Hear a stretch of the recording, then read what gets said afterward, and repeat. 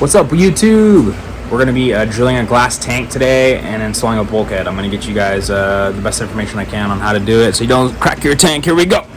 Alright, let's get started. Everything that you need to drill the bulkhead is going to be right here. The first thing and the most important thing is a drill. I prefer a corded drill just because I don't want it to run out of juice on me in the middle of a job. I can use a battery drill, but I'd rather just use a corded one. Right here I have the bit, diamond coated. And what I'll do right now is I'll put up on the screen the correct sizes for the standard PVC. A water bottle. This is actually optional, the blue tape. And then I actually bought this just in case, but the guide just to make sure that I'm not going to have any problems. Okay, so something I want to talk about that's actually very important is when you deal with your bulkhead, you need to make sure that your hole is low enough for the collar. You see the hole will work there, but this will not. You need to make sure that that is below the silicone, so that way when you go to twist the nut, it is actually going to allow it to close properly. That's basically the highest you could have the hole, right there. For example, you need to make sure not to drill up here because you're not going to put the bulkhead in. You see that? Okay.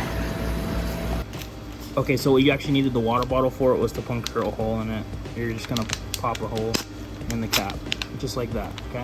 You just want to be able to squirt a little bit of water out, you know, not too much. So right here I'm setting the guide and I'm getting ready to drill the hole. I put a little water down where the guide is just for a little bit of lubrication.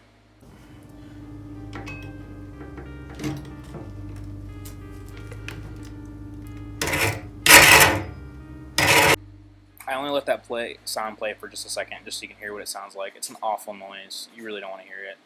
This clip is actually sped up 2 times just to show you the whole process.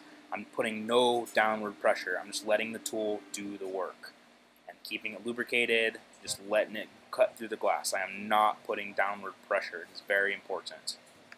You'll know you're doing it right because the water starts to turn a milky color. That just means there's tiny glass shards in there, and eventually the tool is going to fall through. Boom, there it did it. Be careful not to let it fall through and actually damage the glass. Success! We have a hole.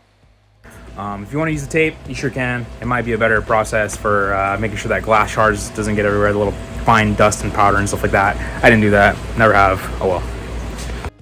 Successfully got my bulkhead installed. Went ahead and put some plumbing and let it sit overnight, and then I got water in it.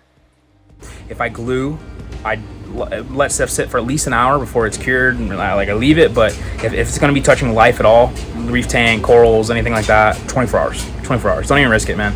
I've definitely seen corals pissed off from glue because I have turned on the water too fast. Just leave it for a day. Unless it's an emergency, just leave it.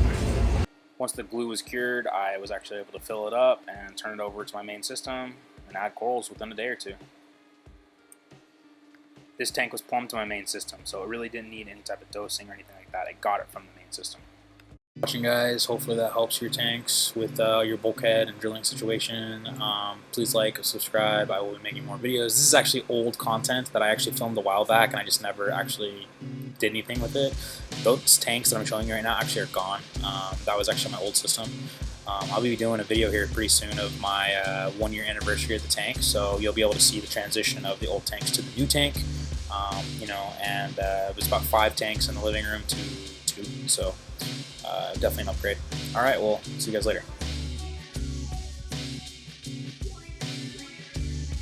Hey, actually, if you guys made it this far, why don't you guys leave me a comment below and tell me your favorite type of pool.